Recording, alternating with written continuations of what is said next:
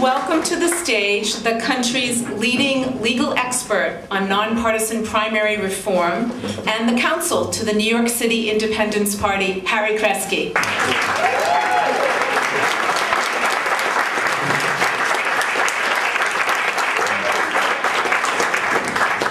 Hi, good afternoon.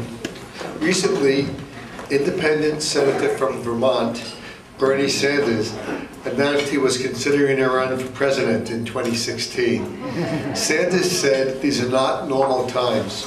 The United States right now is in the middle of a severe crisis, and you have to call it what it is. A characteristic of the crisis is that the solutions put forward by the political establishment fall far short of the dimensions of the problems we face. Here in New York, Governor Cuomo's Moreland Commission, created to investigate political corruption, issued a report that details the pay-to-play culture of Albany and how partisan gridlock at the State Board of Elections has rendered that body impotent to address this. The obvious solution is to revamp the board to make it nonpartisan. The commission, however, called for creating a structurally independent enforcement agency. In other words, add another layer of bureaucracy and leave the current partisan system in place.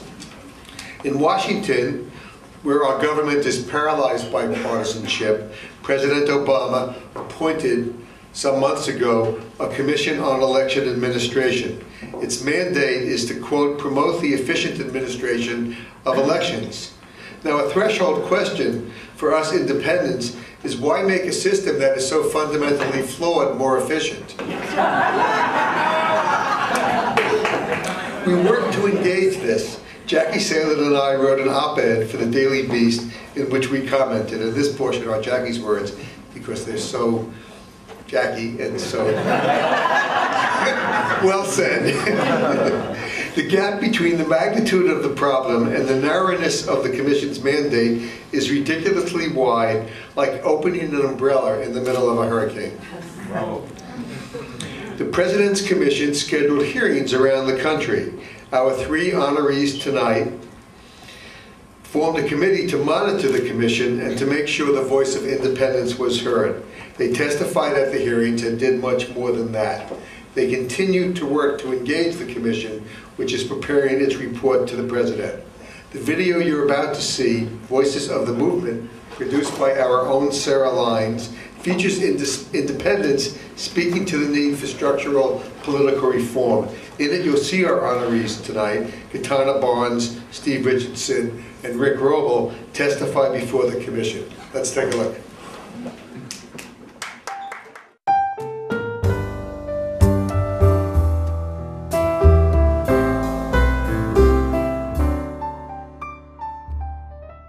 And we're very happy that Proposition 14 passed, because that means now that, as the Lieutenant Governor was already saying, that everyone can go now and participate and vote. It will make our legislators and the politicians more accountable to the people. It would take power away from the parties. There's no two ways about that, and that's exactly what we wanted.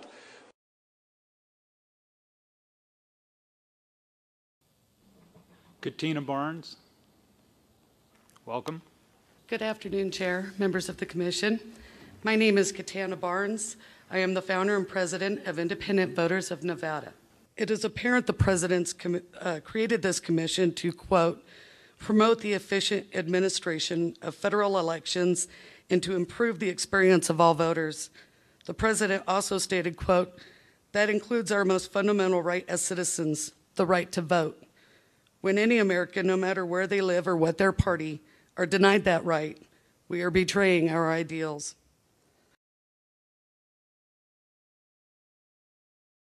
Gallup poll this past weekend says 60% of the American people say we need a third way, we need an option.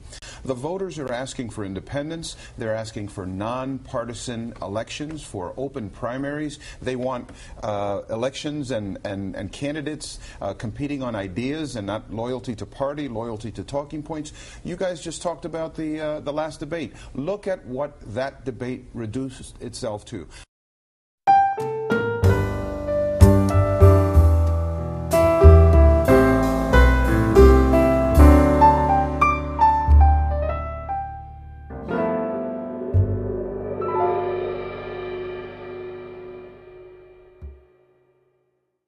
Hello, I'm Steve Richardson, and with me is Greg Moon. We're here from Virginia and testifying on behalf of independent voters in Virginia and our national affiliate, independentvoting.org. A truly democratic system would encourage maximum participation, but closed primaries do just the opposite. Therefore, we encourage you to recommend to the President an extension and expansion of your charter to include systemic issues that limit participation in the democratic process. We look forward to your final report and hope to see you in another round of hearings that explore these issues in greater detail. Thank you. All the critics are rushing out to criticize me tonight, criticize me for being here tonight. Let me point out that this night is about the 1 million New Yorkers who are denied the most basic rights by the two major political parties.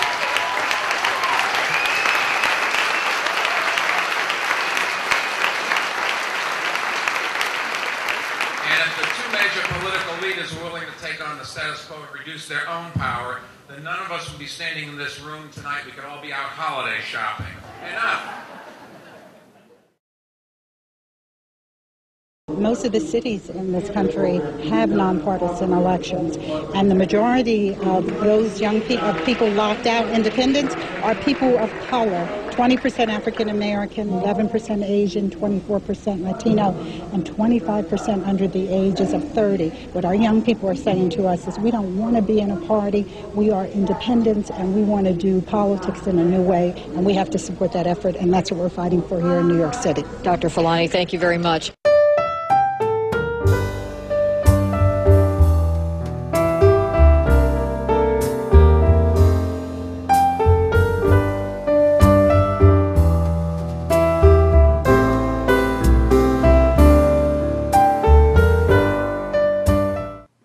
We have 5 people in the audience from the independent voter movement, and if we could ask you to all come up together.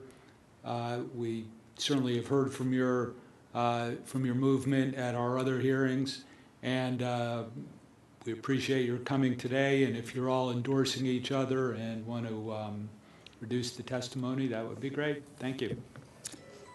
My name is Rick Robol. As a member of the Electoral Reform Committee of our national organization, independentvoting.org, and our state organization, Independent Ohio, I'd like to speak to 3 questions. During the time I've been here, I've heard a lot about political parties and Republicans and Democrats, but I haven't heard a word about the rights of independents. So who are we? The independence movement is a civil rights movement of the 21st century. Mr. Chairman, as you've mentioned, you've already heard at various prior hearings about how 40% of Americans self-identify as independents. In fact, as indicated in Exhibit 1 to my written statement, here in Ohio, nearly 70% of voters are not affiliated with any political party. Present today are independents from the Midwest. We come in all shapes, sizes, and colors, all ages, genders, and backgrounds, and a rich diversity of viewpoints.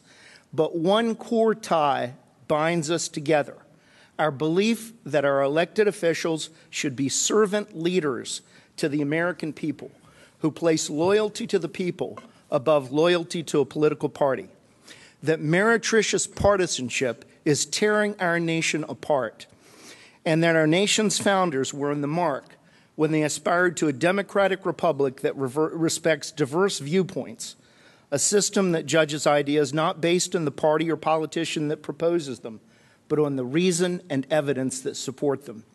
As illustrated in Exhibit 2, throughout our nation's history, independents have been its conscience.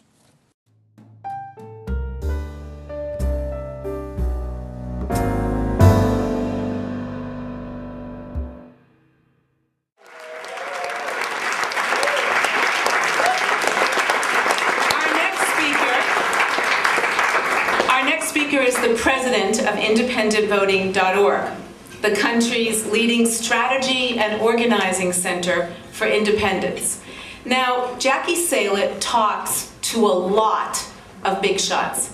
In fact, she tells me her phone is ringing off the hook these days because there are big shots.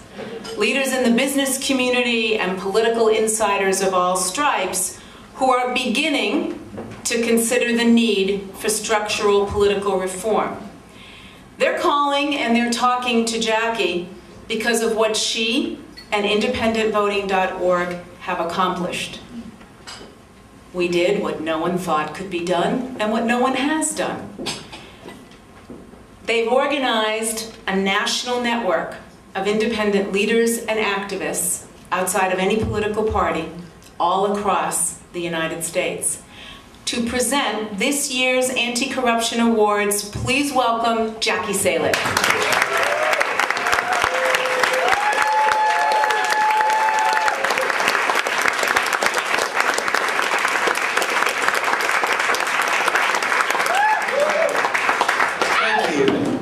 Thank you, Cathy, and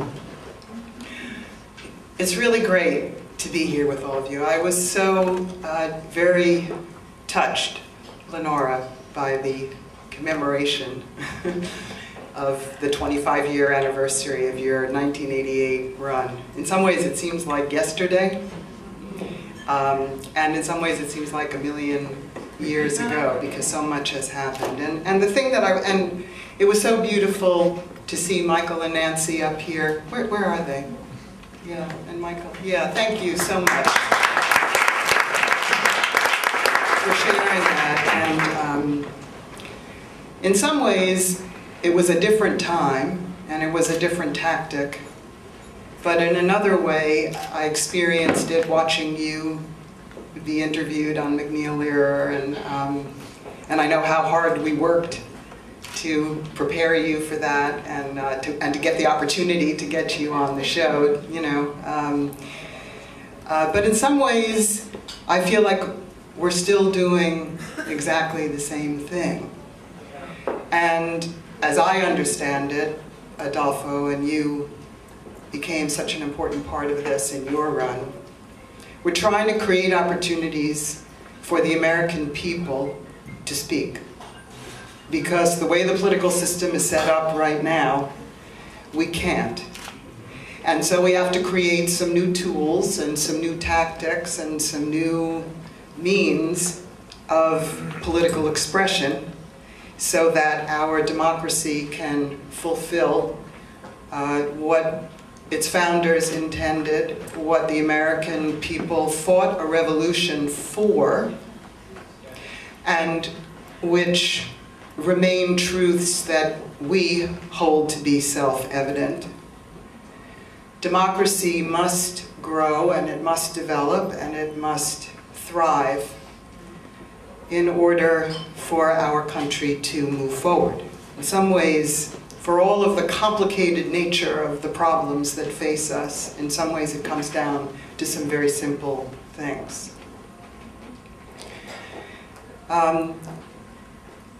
Movements grow, as I understand them, partly because masses of people come together to make demands, and the power structure responds as it does. But I think they also grow because masses of people come together over time and in complicated ways to ask a question. And I think that is what we're doing right now. I think that's what the independent movement is doing right now. I think we're asking a question. Is this a democracy for everyone? It's really a very simple question, isn't it?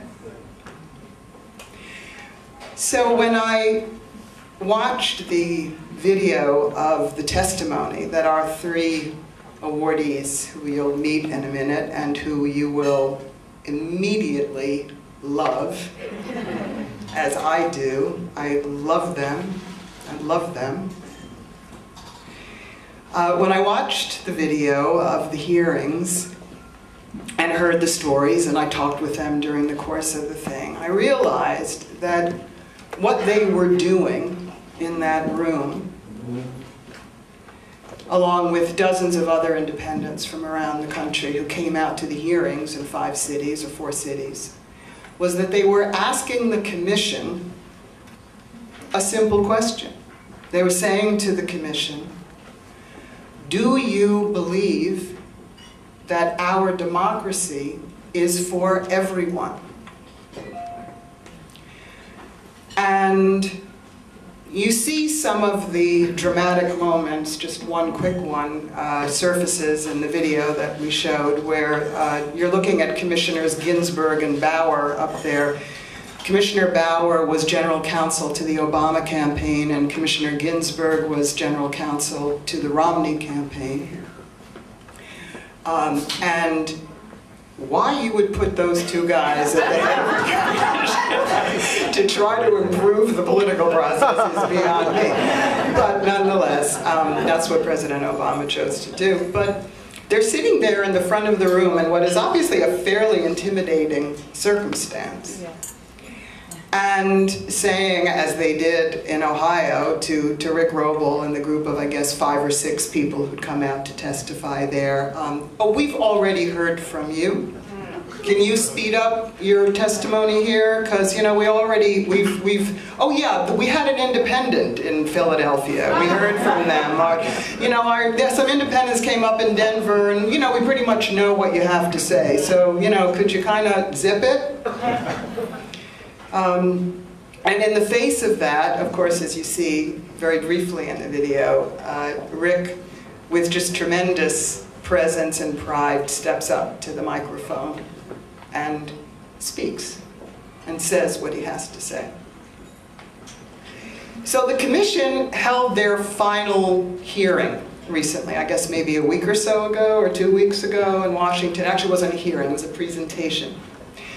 And at it, the commissioners were there, along with their top advisors, one of whom is a major political scientist from Harvard, and the other of whom is a major political scientist from Stanford. And they made their presentation on this entire enterprise that they've been through all around the country. They gave their report on all of what they'd learned from the testimony everywhere. And the report contained not one word about independent voters. Not one word. Now, some people were upset by this. Some people, you know, called me up. I got phone calls, you know, oh, you know, the commission, they didn't say one word about us. You know, my response was completely the opposite. My response was, that's great. That is great. Because you know what we were doing at these hearings? We were asking them a simple question, and they failed the test.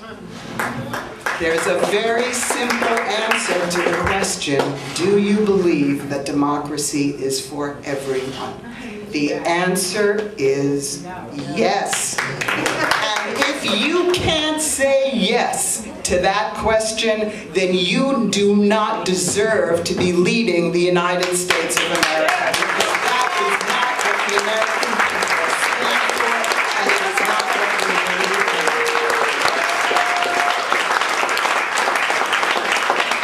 Don't undervalue the importance of asking a question and getting those kinds of answers in the early stage of a movement.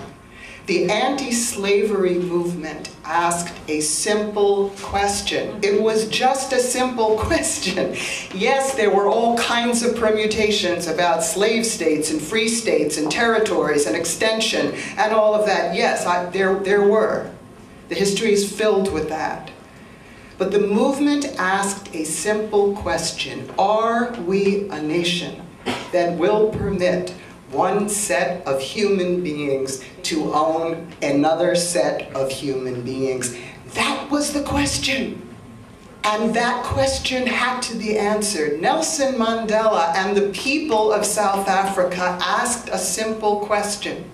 Can South Africa be considered a nation that is part of the world community when it does not recognize the humanity of the majority of people who live in that country? That was a simple question.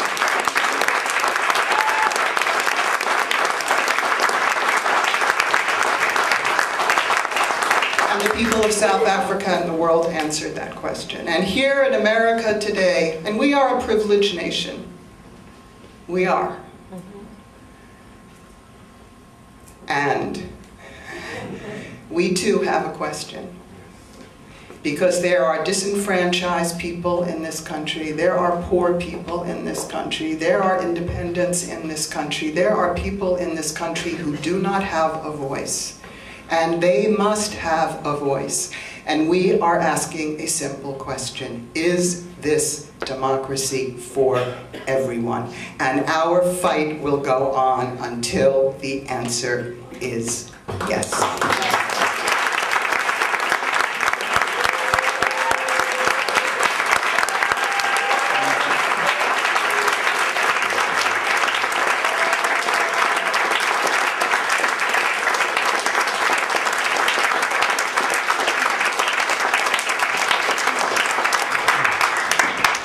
So let me introduce you to these incredible, wonderful people who led and just completed leading a very, very important stage in the history of our movement.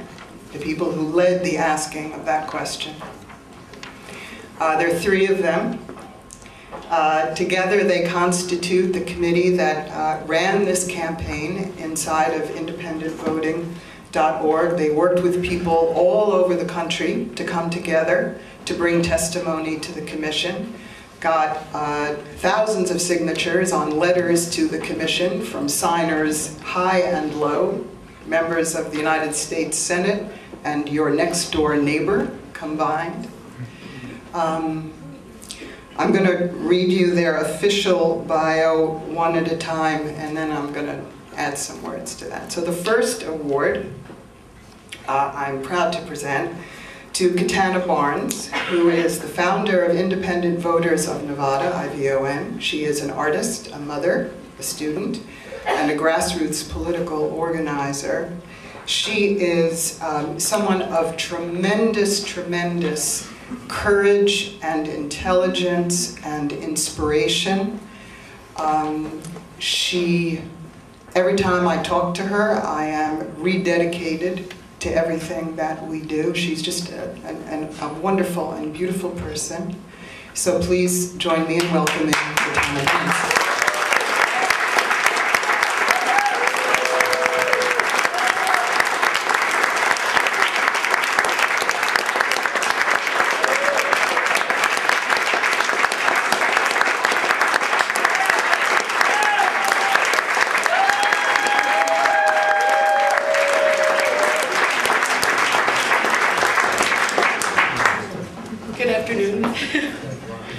It's wonderful to be here. I'd like to say thank you, Independence Party of New York City, especially Cathy Stewart and your team. Thank you also to my friends and colleagues at independentvoting.org, Gwen Mandel, Nancy Ross, Sarah Lyons, and Jackie Salit. And a special thank you to Steve Richardson and Rick Robol, whom I share this wonderful honor with. When I first found out about receiving this award, I became pretty emotional because this is such an honor. It has been so great to work with Steve Richardson and Rick Robol, whom I immensely admire, on independentvoting.org's National Election Reform Committee. The President's Commission on Election Administration may not appreciate their efforts to reform the political process, but I do. Thank you, everybody.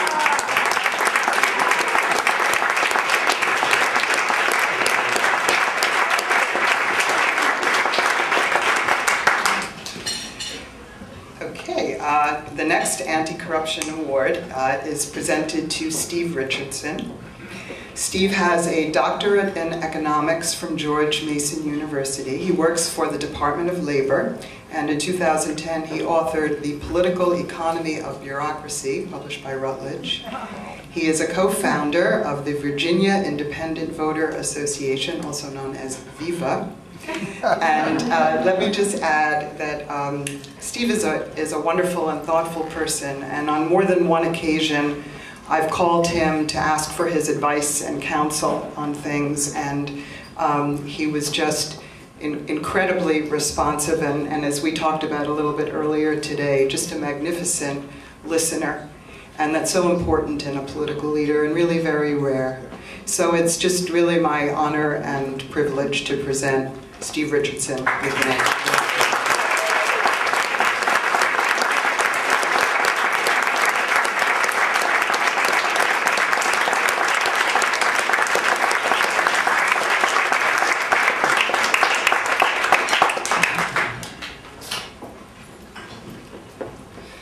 Thank you, Jackie, and thank all of you for inviting me. It's really an honor to be here. And as much as I have enjoyed the work we've done over the past few months, it's important to put it in perspective. As others have said, we're nowhere near the beginning and we're nowhere near the end. This is just one small step in a long journey, in my view, to awaken the independent spirit in millions of Americans. My own fight against corrupt politics started over 20 years ago with a vote for Ross Perot. And I know from reading Jackie's book last year that you guys have been at this for decades as well. And then it's also been mentioned that Nelson Mandela's peaceful revolution has spanned generations. So I really look forward to continuing work with you to help others realize that if we want a system that works, we need to reform the electoral process. Let's go do it.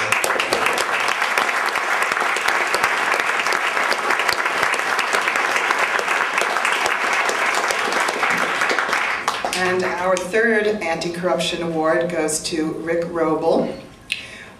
Rick is an attorney who received his law degree from Harvard in 1978. I'm not sure why the year is on here, Rick, is it?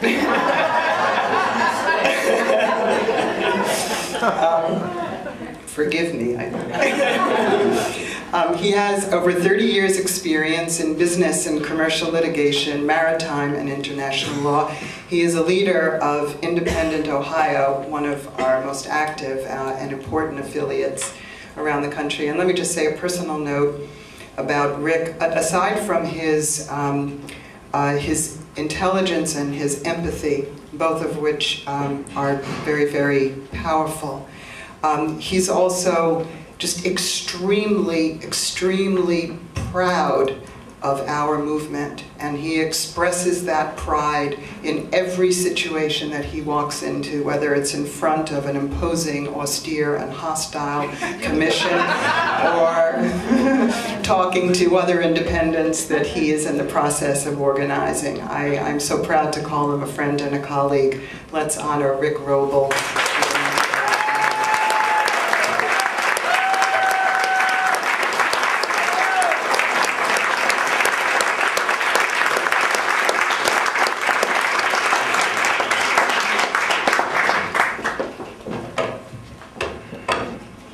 Actually, I was 7 years old when I got my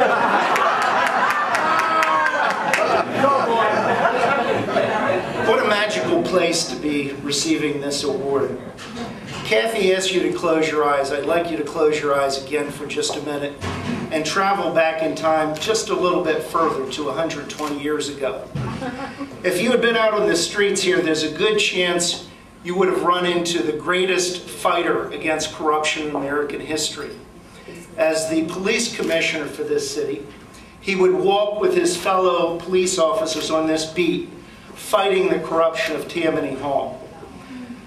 On my office wall back in Ohio, I have a bronze plaque with the statue bust of Teddy Roosevelt, bearing his immortal words, "Aggressive fighting for the right is the noblest sport the world affords." And in that vein, I'd like to accept this award and acknowledge two organizations. First, independentvoting.org. You know who they are, you know what they've done. Gwen has spent a tremendous amount of time You know the work of Nancy and Sarah and Harry, and of course our political soulmate, President Jackie Salit. And I'd like to acknowledge our fellow members of the committee, a great leader, Steve Richardson, who has kept this committee going, and Catana, who's always been there supportive. Second, I'd like to recognize Independent Ohio. There are too many individuals for me to name, but their spirits are embodied in one. Many of you know Cynthia Carpathios and our chairman.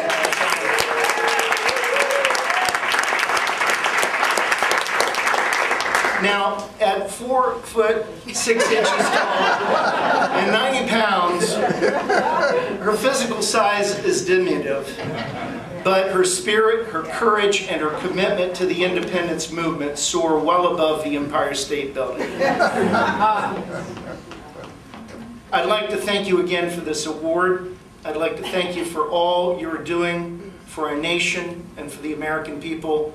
And to Melissa, I'd like to say happy 60th birthday.